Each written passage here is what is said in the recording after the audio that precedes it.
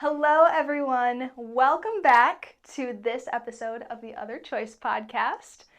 I'm your host, Tiffany, and today with me, I'm honored to have not only our national anthem singer from our March for Life, but a personal friend of mine, Colin Tobin. Hello, everyone. Yes, thank you so much for being with us on this episode. Absolute pleasure to be here. So, starting off with a first question for you. I want to know when music first clicked for you and when you knew it was a part of your calling. I would say probably when I was like 11 or 12, I sang in the church choir and I picked up a guitar. My parents got me a guitar from a flea market, Okay. of all places. And that was probably about age 12. Mm-hmm. And then I started, learning some songs on that and started singing in the praise band at church, and the rest is history. It was something that I realized I was good at pretty early on. And yeah, I think I was kind of addicted to just a performance too, in front of people. Once you get over the fright of it, it's something that you really grow to enjoy. Yeah.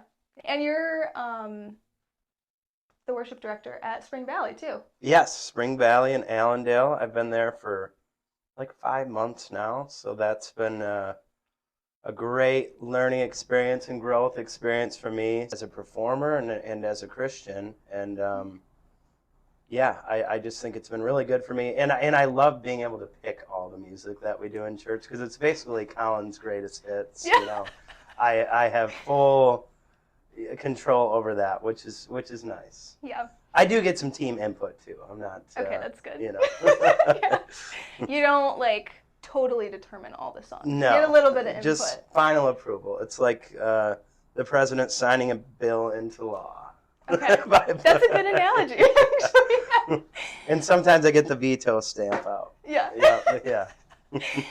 So about the March for Life, you are our national anthem singer, and you're also the lead singer for our pre-rally concert, which is going to be 10 to 10:45 a.m.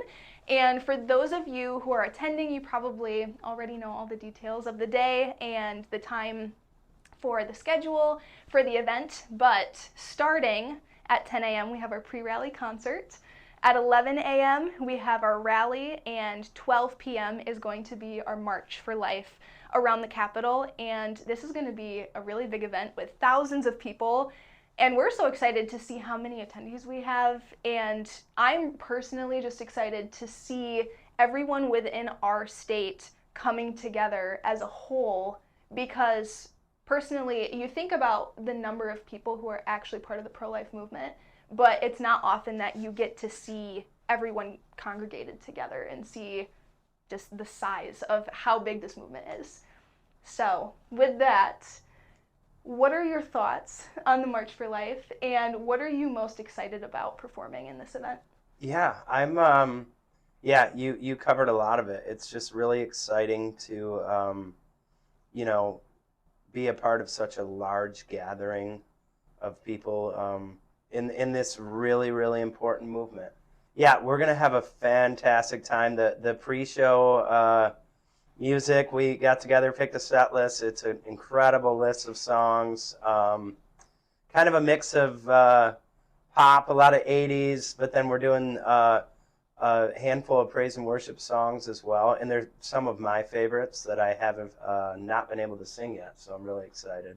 And then I get to sing the national anthem, which, it's something I haven't tackled in many years. It's not an easy song to sing, but I am really honored to kick this event off by, honoring our country. It's just going to be a really awesome thing. So Yes.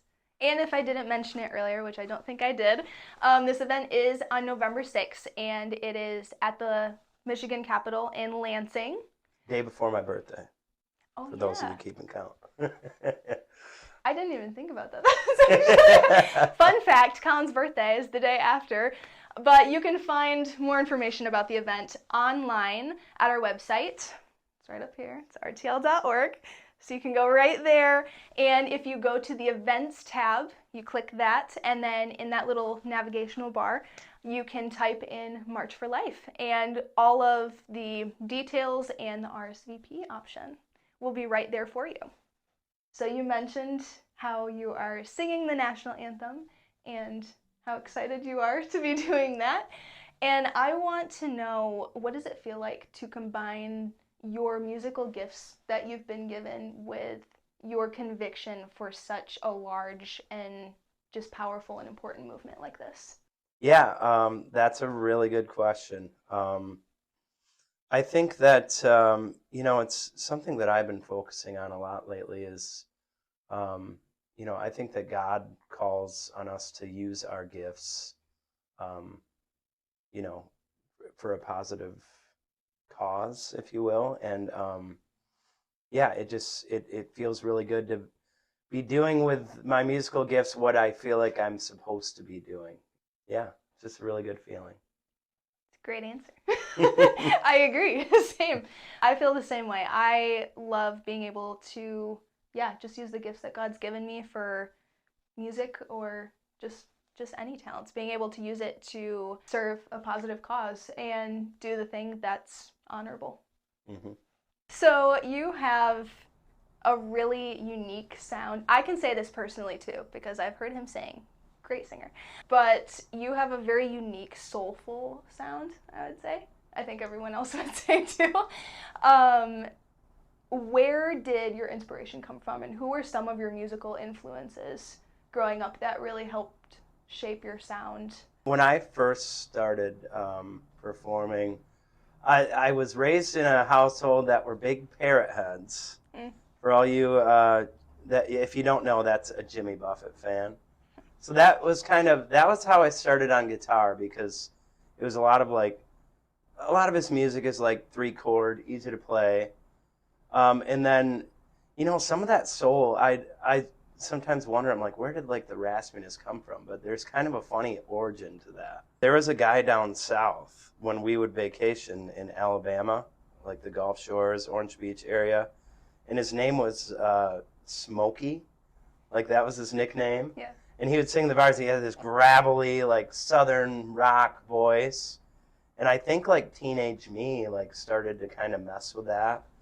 And then I listened to a lot of the old soul, Sam Cooke and stuff like that. And I think I just, you kind of learn from the people of the past. But it was, yeah, something I started to mess with, and now it's kind of defines me as a singer. So yeah. So how have you personally come to believe in the pro-life movement, and how has that belief evolved as you've grown, just as a musician and as a person? I would say I was blessed to grow up in a Christian household that, since a very young age, that's what we believed. And I would say, that belief hasn't faltered ever in my life. I would say as I've, you know, grew up and was able to wrap my mind around the issue, my belief only became stronger in that. So, Yes, and I kind of grew up the same way too. I was raised in a pro-life family and a Christian household, so I was always exposed to those pro-life beliefs, and that's how I was raised and how I grew up. And I think personally my faith has played a big role in my beliefs and just my perspective on this movement, and even before joining the movement and working in the movement. But especially in college for me was when my the strength of my beliefs really started to grow, because I didn't really have those experiences with people who didn't agree with my opinion until that point in my life. So that's when I really started learning the why behind what I believe, and realizing, not only why it's right, but why we should support it and why we should contribute to the work, and yeah, keep this movement going in a world that desperately needs it. There are a lot of people who are in situations where they're being told abortion is their only option. There's a lot of women and a lot of fathers, a lot of families who don't know that being pro-life is an option when they're in that situation. And that's the thing that I love about working here at Right to Life too, is especially our messaging, life the other choice. We're not necessarily always trying to reach people who are already in the pro-life movement, but we're trying to be welcoming and open to the people who aren't pro-life and who are in need of an actual choice. So many people who say that they're pro-choice are really just in support of abortion. And to truly have a choice, a woman who's in that position needs to be able to have the resources to, make that decision for herself. And that's exactly what our organization is about. It's about presenting women with the opportunity to be able to keep their child. I think that, we as pro-life people, like, if there's one issue that it's worth fighting for, it's this one. I think it's something we need to speak out on, and so that women know that there are these resources. Show them what life would mean for their child. I hear so many great, incredible stories of mothers that were thinking about not having a kid, and then like the Tim Tebows of the world, that they just end up to be these incredible human beings. And I just think that every human life deserves a chance. Yes, absolutely. And the amount of PRCs that we have in Michigan, there are over 100 around the state. And Right to Life partners with PRCs because they are the ones who are our feet on the ground and are providing those resources to pregnant women. Also, if you are looking for a way to get connected with the pro-life movement, and especially here at Right to Life of Michigan, we have so many opportunities, and we would love for all of you to join our movement and just come be a part of the pro-life work that we're doing. If you go to our website, again, is rtl.org. If you go there, there is an option for you for volunteer experiences. And if you send an email to our info email, we can get you connected with your closest affiliate. We have over 80 affiliates making up Right to Life in Michigan. So many opportunities there. Also a great way if you'd like to help support the cause. You can also head over to our website, and on the donate tab, you can click the education fund button. And if you'd like to donate any amount, if you feel it's been put on your heart that you'd like to contribute, it goes straight into our ad campaign that we are looking to relaunch. It was actually up this summer and it started June 2. And we were so grateful to be able to reach as many women as it did. It's going out to all streaming platforms across our entire country. So we're reaching so many women just within their household and where they're at. So that is a great way to get involved. If you'd like to follow us on social media, you might be watching this on YouTube right now.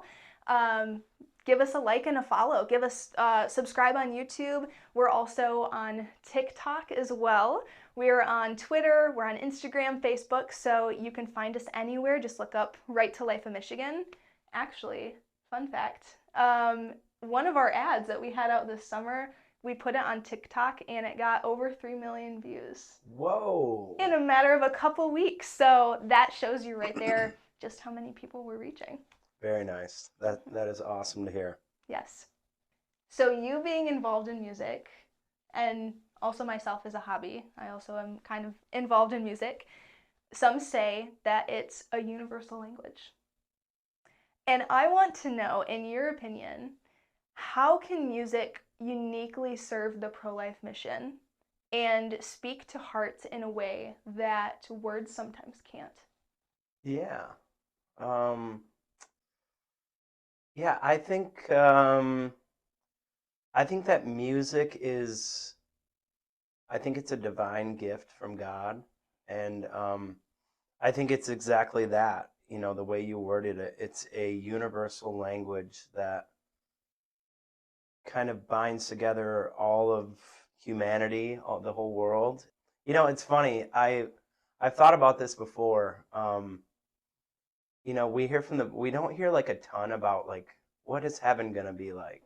But one thing that the Bible specifically mentions about heaven is that there's music, and so I've always thought of music as like a heavenly gift that God has given us here on earth. So, and I think that's like why music is, so special to all of us, really. Yeah. It's like the tiniest little glimpse into what heaven's gonna be Yeah, like. exactly. Yeah. Yep. I can't even imagine with everyone in heaven just getting there someday and Yeah. being able to hear that and hear how angelic and just glorious like praising God is going to be. Yeah. I'm pretty stoked for that. Yeah. It's hard to wrap your head around just being here on earth, but yeah. Even I love the descriptions in Revelation too about the jewels and just the beauty and how much color is in heaven. Yeah. I love that. I'm really excited. It makes me excited. So you talked a little bit earlier about your musical influences and artists that kind of influenced your style. Is there a song that gets stuck in your head? Very often.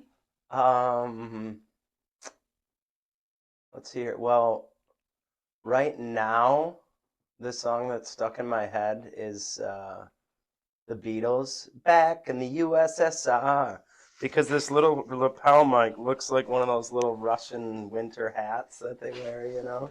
So I don't know. That's where my mic goes. Back in the USSR. This little little Russian microphone here. Yeah. So great that's answer. kind of where I'm at.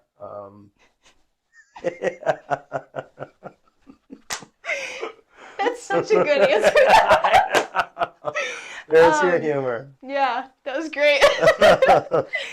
Yeah, for me, it's definitely New York Minute by Don Henley. Okay. In a New York minute. Ooh. Everything can change. That's on my that's a song that's on my New York Yankees like pump up playlist, which, playoff baseball is coming up.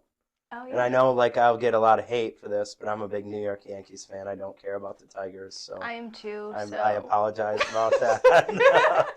I mean, I'm happy for them. I think it's good for me being a Yankee fan living in Michigan when the Tigers are like in the playoffs, because then like people are like the last 10 years people don't care about baseball around here. So it's good for me when the Tigers are good too, because then people care about baseball, and then I can, make everyone mad. It's a great American pastime. Yeah. Making people mad since 1786. Yeah. Is that the right year? I honestly don't know. So your guess is as good as mine. This has been a very fun discussion and a great conversation. Yes. And I want to know, just on one last final note, what excites you most about performing in the March for Life? And what would you say to someone who is maybe on the fence about going? I would say that I am just really excited to get in front of this crowd of all these people and just do my best to fire them up at 10 o'clock in the morning. Yes. And to anyone on the fence, I would say you should just come out. This is a set of absolute bangers, as the kids would say. Yes. There is plenty of bops, as the kids would say. So, yeah, come on out. I promise you will have a fantastic time. And not only at the concert, at the rally, we've got some incredible speakers. Myra Rodriguez is our keynote, and I follow her on Twitter. Yes. She has a very amazing story. She was an abortion clinic manager for 17 years in Arizona, and now she has switched over to working in the pro-life movement, and she became a pro-life advocate, and she has an amazing story and a testimony that you are not going to want to miss. And also, with all of the incredible people we have in our rally who are standing up and speaking, our march at noon is when it starts. We're going to be making a little square around the block of the Capitol, and yeah, it's just going to be a ton of fun, and it's going to be a super exciting day. And this is actually my first March for Life that I've been to. This is our second March for Life in Michigan, actually. So it's every 2 years, it's every non-election year. So the previous one was in 2023, and now we have one in 2025.